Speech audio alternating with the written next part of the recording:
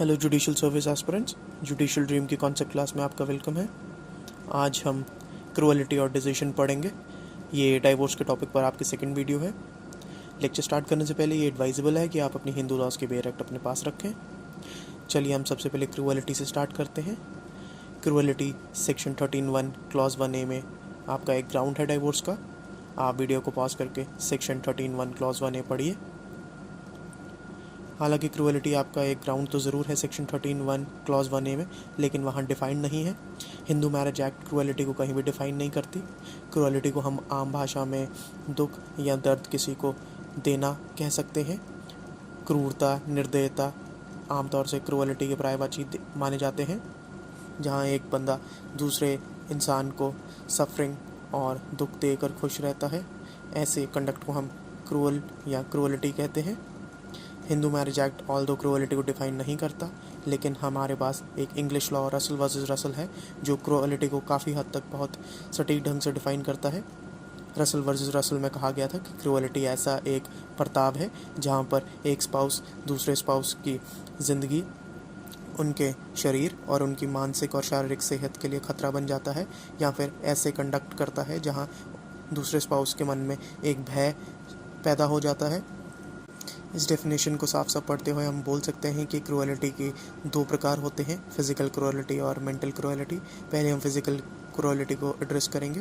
Physical क्रूअलिटी बिल्कुल आम तरह की क्रूअलिटी जो कि अक्सर आप घरों में देख सकते हैं, जो एविडेंट होती है, जहाँ पर पति या पत्नी एक दूसरे पर हाथ उठा देते हैं, एक दूसरे को किसी तरह से शारीरिक चोट पहुँचाते हैं, जो रिज़ल्ट करती है बॉडीली या फिर हेल्थ की इंजरी में।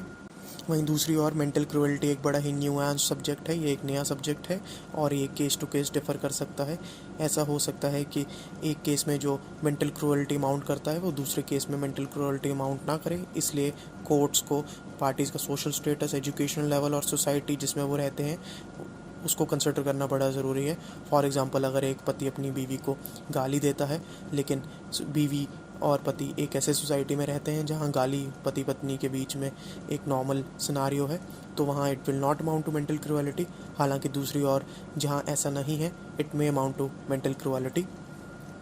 भगत वर्सेस भगत एक इंडियन केस लॉ है जहां सुप्रीम कोर्ट ने मेंटल क्रूअलिटी को डिफ़ाइन किया था। यहाँ सुप्रीम कोर्ट ने कहा था कि मेंटल क्रूअलिटी एक ऐसा बर्ताव है जहाँ आप एक स्पाउस दूसरे स्पाउस को मानसिक दर्द और पीड़ा देता है और दूसरे स्पाउस का अपने साथ रहना इम्पॉसिबल बना देता है। मेंटल क्रूअलिटी ऐसी होनी चाहिए कि एक स्पाउस का दूसरे स्पाउस के साथ रहना मुश्किल हो जाए, दूभर हो जाए, वो रह ना सके। हम पॉसिबली एक्सपेक्ट नहीं कर सकते कि जो पिटिशनर है वो रिस्पोंडेंट के साथ दोबारा रिकनसाइल करके रह सके। इसके कुछ एग्जांपल्स भी इसी केस लॉ में दिए गए थे, जैसे दहेज के लिए मांग करना, या फिर अडल्ट्री के फॉल्स एक्यूजेशंस लगाना, या फिर शराब का अतिरिक्त सेवन करना, लगातार एक स्पाउस के द्वारा दूसरे स्पाउस को शारीरिक संबंध बनाने से मना करना, आत्महत्या करने की धमकी देना आदि। ऐसे एग्जांपल्स को कोर्ट ने मेंटल क्रूअलिटी के एग्जांपल्स की तरह कोट किया था। इसके बाद हम बढ़ते हैं डिफेंसेस की तरफ कि अगर आप पर मेंटल क्रूअलिटी के बेसिस पे कोई एक पार्टी दूसरी पार्टी से डाइवोर्स लेना चाहती है तो रिस्पोंडेंट क्या क्या डिफेंस ले सकता है। ये बोला जा सकता है कि ये जो मेंटल क्रूअलिटी का ग्राउंड बनाया गया है, ये एक छोटी मोटी नोक झोंक जो आमतौर से पति पत्नी के बीच होती है वो है। या फिर रिस्पोंडेंट ये बोल सकता है कि पिटिशनर ने उनको उस कंडक्ट करने के लिए प्रोवोक किया था। या फिर सेल्फ डिफेंस में एक स्पाउस ने दूसरे स्पाउस के प्रति क्रूअलिटी से एक्ट किया है। या फिर acquiescence to act of defendant is also a good defence, यानी कि डिफेंडेंट की जो कंडक्ट है वो पिटिशनर की रजामंदी से हुई है। हाउएवर आपके लिए ये जानना ज़रूरी है कि इंसैनिटी क्रूअलिटी के लिए एक डिफेंस नहीं है। पार्टी ये क्लेम नहीं कर सकती कि मैं इंसेन हूँ तो इसलिए मेरा कंडक्ट क्रूअल था और डाइवोर्स पिटिशनर को ना दिया जाए। अब हम कुछ एग्जांपल्स पढ़ते हैं जहाँ पर कोर्ट्स इन कंडक्ट्स को, इन एक्ट्स को क्रूअलिटी नहीं मानेगी। पहला हम जर्नल एग्जांपल लेंगे जहाँ ordinary wear and tear of married life, यानी कि छोटी मोटी नोक झोंक एक शादीशुदा दंपत्ति में होती है, उसे हम क्रूअलिटी का ग्राउंड नहीं मानेंगे। वहीं अगर पत्नी की लड़ाई लड़के की माँ से होती है किसी छोटी बात पर, तो उसे भी हम क्रूअलिटी में नहीं गिनेंगे। ऑल्सो वेरी इंपॉर्टेंटली जो हमने रेस्टिट्यूशन ऑफ कॉन्जुगल राइट और right to set up a matrimonial home के केस में पढ़ा है कि वाइफ के रिफ्यूज़ल पर कि वो रिज़ाइन नहीं करेगी अपने जॉब से, हम इसे भी क्रुएलिटी नहीं मानेंगे। अब बात करते हैं बर्डन ऑफ प्रूफ की। अगर डाइवोर्स के केस में अगर क्रुएलिटी के बेसिस पे डाइवोर्स लेना है तो बर्डन ऑफ प्रूफ पिटिशनर पर ही होगा, लेकिन पिटिशनर को जिस तरह से अडल्ट्री के केस में केस को बियॉन्ड रीजनेबल डाउट प्रूफ करने की ज़रूरत नहीं थी, वैसे ही यहाँ पर भी बियॉन्ड रीजनेबल डाउट प्रूफ करने की ज़रूरत नहीं है। खाली प्रिपॉन्डरेंस ऑफ प्रोबेबिलिटी यानी कि 51% अगर वो अपना केस साबित कर दे तो भी फैसला उनके हक में आ जाएगा, क्योंकि क्रुएलिटी जैसी एक्ट भी सीक्रेसी में होती है, पब्लिक के सामने नहीं होती, इसलिए इनका डायरेक्ट एविडेंस देना काफ़ी मुश्किल होता है। आपके लिए एक चीज़ नोट करना बड़ी इंपॉर्टेंट है क्रुएलिटी केस में।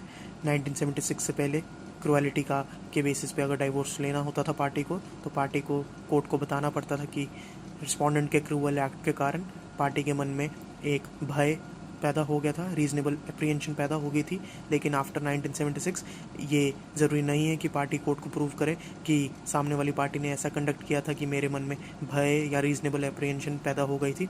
खाली इतना प्रूव करना है कि सामने वाली पार्टी ने एक क्रूअल कंडक्ट या क्रूअल एक्ट किया, चाहे उसके वजह से आपके मन में भय पैदा हुआ हो या नहीं हुआ हो। It is enough if the respondent has treated petitioner with cruelty. चलिए बढ़ते हैं अब डिसर्शन की तरफ। आप सेक्शन 13(1)(1)(b) निकालें अपनी बेयर एक्ट से और इसे एक बेयर रीडिंग दीजिए। डिसर्शन का सीधा सीधा अर्थ है छोड़ देना, और मैरिड लाइफ के केस में एक स्पाउस का दूसरे स्पाउस को छोड़ देना। यहाँ छोड़ देना के कई अर्थ हो सकते हैं, मतलब कि डिसर्शन के कई अर्थ हो सकते हैं, हम उन्हें ज़रूर समझते हैं, पर उनसे पहले हम डिसर्शन के जो बेसिक प्रिंसिपल्स और भी हैं उन्हें समझते हैं। जैसे ये डिसर्शन या छोड़ देना विदाउट एनी रीजनेबल कॉज होना चाहिए, बिना किसी वजह के होना चाहिए, विदाउट अदर्स कंसेंट दूसरे की सहमति के बिना होना चाहिए, और अगेंस्ट अदर्स विश दूसरे की यानी कि आपके दूसरे स्पाउस की पिटिशनर की इच्छा के बगैर होना चाहिए। तो अगर दूसरे स्पाउस की इच्छा के बिना या फिर बेवजह या फिर उनकी कंसेंट यानी इजाज़त के बिना एक स्पाउस दूसरे स्पाउस को छोड़ता है या डिज़र्ट करता है तो एक डिज़र्शन का ग्राउंड बन जाता है। तो हम अब डिज़र्शन या छोड़ना क्या होता है वो समझते हैं। इसे समझने के लिए हम डिज़र्शन को 3 कैटेगरीज में डिवाइड करेंगे। हमारी जो पहली कैटेगरी है वो है एक्चुअल डिज़र्शन। एक्चुअल डिज़र्शन के 2 पार्ट्स होते हैं, फैक्टम ऑफ सेपरेशन और एनिमस डेसिडेंडी। जब आपके ये दोनों पार्ट्स को एग्जिस्ट करते हैं, फैक्टम प्लस एनिमस बनता है, तभी एक्चुअल डिसर्शन होती है। फैक्टम का मतलब है जहाँ एक स्पाउस घर को मैट्रिमोनियल होम को छोड़कर चला जाता है, और एनिमस डिसिडेंडी का मतलब है कि वो ये घर छोड़कर एक इंटेंशन के साथ घर छोड़कर जाता है कि वो परमानेंटली जा रहा है, दोबारा इस घर में वापस नहीं आएगा। तो जब एक स्पाउस इस इंटेंशन के साथ घर छोड़कर जाता है कि वो अब दोबारा यहाँ वापस नहीं आएगा, तो ये एक्चुअल डिसर्शन कहलाती है। इसे एक्चुअली छोड़ना कहते हैं एक स्पाउस को दूसरे स्पाउस को। एक्चुअल डिसर्शन के लिए जैसा हमने पढ़ा, ज़रूरी है कि फैक्टम और एनिमस को एग्जिस्ट करें। हम यहाँ कुछ एग्जाम्पल पढ़ते हैं एक्चुअल डिसर्शन जहाँ हो रही है और नहीं हो रही।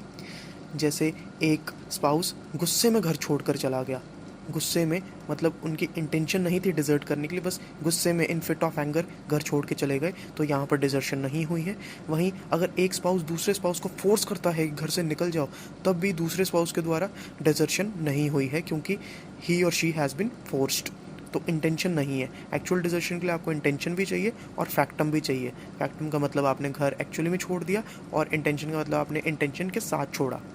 अब क्वेश्चन आता है कि पहले फैक्टम आएगा या एनिमस आएगा, कि पहले इंटेंशन आएगी या आप पहले घर छोड़ कर जाओगे। तो जनरली पहले आप इंटेंशन होगी तभी आप घर छोड़ कर जाओगे। तो जनरल रूल यही है, पहले आपकी इंटेंशन होगी और फिर आप घर छोड़ के जाओगे। तो हम बोलेंगे बोथ को एग्जिस्टेड, दोनों का मिलन हो गया, तो ये एक्चुअल डिसर्शन हो गई। पर हाँ, कुछ केस, एक एग्जांपल जैसे हो सकता है कि जहाँ पर आपकी इंटेंशन बाद में आई पर आपकी फैक्टम पहले थी, यानी कि आप घर पहले छोड़ के चले गए पर आपकी इंटेंशन बाद में पैदा हुई। फॉर एग्ज़ाम्पल, ए घर छोड़कर चला जाता है, पर उस टाइम तक उसकी कोई इंटेंशन नहीं है डिज़र्ट करने की, वो बस घर छोड़कर जाता है। तो यहाँ पे फैक्टम तो ज़रूर है, घर ज़रूर छोड़ा है, पर विदाउट इंटेंशन, तो एनिमस डिसिडेंटी एब्सेंट है। पर जब वो घर छोड़कर चला जाता है, वो बाहर कुछ समय बिताता है, तो तब वह ये डिसाइड करता है कि अब वो घर नहीं लौटेगा। तो इस टाइम इंटेंशन एनिमस डिसिडेंटी भी प्रेजेंट हो जाती है, और दोनों सिंस अब को एग्जिस्ट कर रहे हैं, दोनों का मिलन हो चुका है, तो यहाँ पर एक्चुअल डिजर्शन स्टार्ट हो चुकी है। तो ऐसे केस में इंटेंशन बाद में आई पर फैक्टम पहले था। तो जनरल रूल यही है, पहले इंटेंशन होगी बाद में फैक्टम, पर कुछ केसेस हो सकते हैं कि जहाँ पे इंटेंशन बाद में आए। तो दोनों केसेस में मेनली मिलन होना चाहिए, को एग्जिस्टेंस होनी चाहिए फैक्टम और इंटेंशन की, और जब ये होगा तो आपकी एक्चुअल डिजर्शन का ग्राउंड बन जाएगा। वहीं एक डिजर्शन हो सकती है कंस्ट्रक्टिव डिजर्शन। अब कंस्ट्रक्टिव डिजर्शन क्या होती है, ये बड़ा सिंपल टॉपिक है। कंस्ट्रक्टिव डिजर्शन ऐसा केस है, ऐसा सिनारियो है जहाँ पर एक स्पाउस रह तो सेम घर में रहा है, पर उसकी इंटेंशन बिल्कुल है कि वो अब दूसरे स्पाउस के प्रति अपनी मैट्रिमोनियल ऑब्लिगेशंस फुलफिल नहीं करेगा, वो कोहैबिट नहीं करेगा।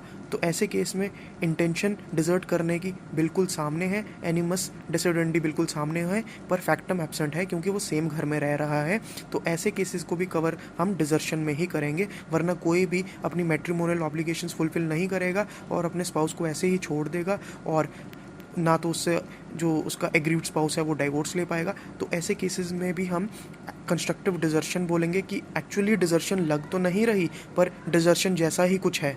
तो आप सेक्शन 13(1)(1)(b) के अंदर कंस्ट्रक्टिव डिजर्शन के ग्राउंड पर भी डाइवोर्स ले सकते हैं, जहां आपका स्पाउस आपके साथ सेम घर में रह रहा है पर कोहैबिट नहीं कर रहा है, that is matrimonial obligations fulfil नहीं कर रहा है। और लास्ट टाइप है डिजर्शन की विलफुल नेग्लेक्ट। ये एक नया तरह का डिजर्शन की टाइप है। आप एक्सप्लेनेशन जो सेक्शन 13 की है उसको वीडियो पॉज करके एक बार पढ़ें। अगर आपने अब ये एक्सप्लेनेशन पढ़ लिया तो आपको विलफुल नेग्लेक्ट समझाते हैं। विलफुल नेग्लेक्ट जो है वो एक तरह से कॉम्प्लीमेंट करता है कंस्ट्रक्टिव डिजर्शन को, क्योंकि कंस्ट्रक्टिव डिजर्शन में कुछ ऐसे केसेस भी हो सकते हैं जहाँ पर पार्टी रह तो रही है सेम छत के नीचे और उसकी कोई इंटेंशन भी नहीं है दूसरी पार्टी को डिजर्ट करने की। तो ऐसे केसेस को हम ऑब्वियसली कंस्ट्रक्टिव डिजर्शन में तो ला नहीं सकते, पर ऐसी पार्टी रह रही है सेम छत के नीचे, दूसरी पार्टी को डिजर्ट करने की कोई इंटेंशन नहीं है, पर कॉन्शियसली निगलेक्ट ज़रूर कर रही है दूसरी पार्टी को, यानी कि जानबूझकर निगलेक्ट ज़रूर कर रही है दूसरी पार्टी को, क्योंकि उन्हें पता है कि अगर हम घर छोड़ के चले गए तो माना जाएगा कि हमने एक्चुअली डिज़र्ट कर दिया, या फिर हमने घर में ही रहते हुए डिज़र्ट कर दिया, इंटेंशन शो कर दी कि नहीं रहना आपके साथ, तो कंस्ट्रक्टिव डिजर्शन हो जाएगी। तो हम घर में ही रहते हैं और शो नहीं करेंगे, मन में नहीं रखा, शो नहीं कर रहे कि हम डिज़र्ट करना चाहते हैं, पर कॉन्शियसली निगलेक्ट ज़रूर कर रहे हैं, जानबूझकर उपेक्षा या फिर अनादर या फिर इग्नोर ज़रूर कर रहे हैं। फॉर एग्ज़ाम्पल, अगर एक पति अपनी पत्नी को कुछ नए कपड़े या फिर रहने के लिए कुछ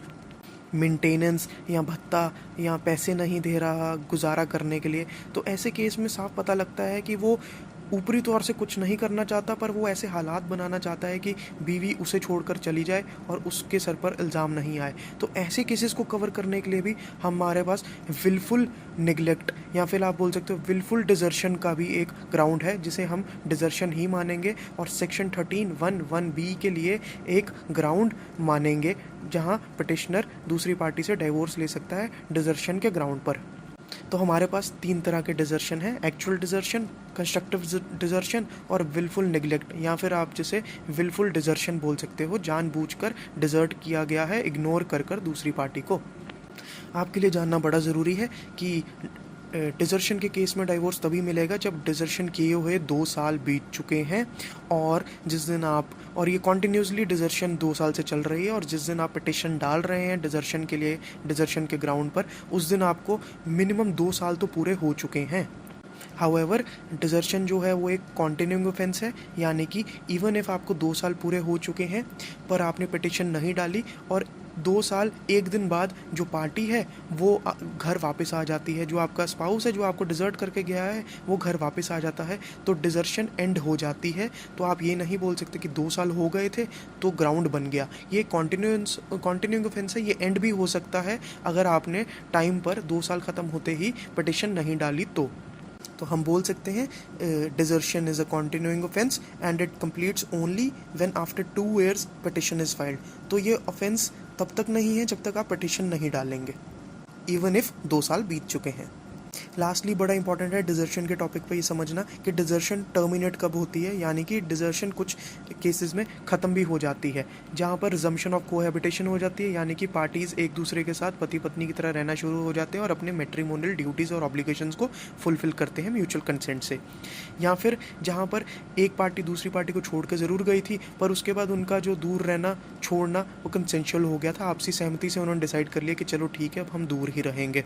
या फिर जिस पार्टी ने डिज़र्ट किया था वो अनक्वालिफाइड तरीके से या फिर बिना शर्तों से रिकंसाइलेशन का यानी कि पूर्ण मिलन का ऑफ़र देती है पिटिशनर को। या फिर सुपरवेनिंग इवेंट के केस में ऐसी घटनाक्रम जो किसी ने सोची नहीं हो सकती कि ऐसी हो सकती है, कि ऐसा भी कुछ हो सकता है, जैसे कि एक जो स्पाउस है जिसे डिज़र्ट किया गया है, उसी स्पाउस के द्वारा कुछ ऐसा ऑफेंस या ऐसी चीज़ कमिट हो गई है कि जिस स्पाउस ने आपको डिज़र्ट किया है, जो घर छोड़कर गया है, वो वापस ना भी आए तब भी ये जस्टिफाइबल है, तब भी ये जायज़ है, क्योंकि जो पिटिशनर ऐसे केसेस में है उसने ही कुछ ऐसे कारण, कुछ ऐसे हालात खड़े कर दिए हैं कि जो डिज़र्टर है उसका घर ना आना या फिर उसका घर आना बड़ा ही अब मुश्किल है, असंभव है। तो ये था आज का आपका टॉपिक क्रूएलिटी और डिजर्शन पर। इस टॉपिक पर मॉडल आंसर और MCQs चाहिए तो आप हमारा व्हाट्सएप चैनल, हमारा टेलीग्राम चैनल ज्वाइन कर सकते हैं। और अगर आपको ये वीडियो लेक्चर पसंद आया तो चैनल को सब्सक्राइब कीजिए, वीडियो को लाइक एंड शेयर कीजिए।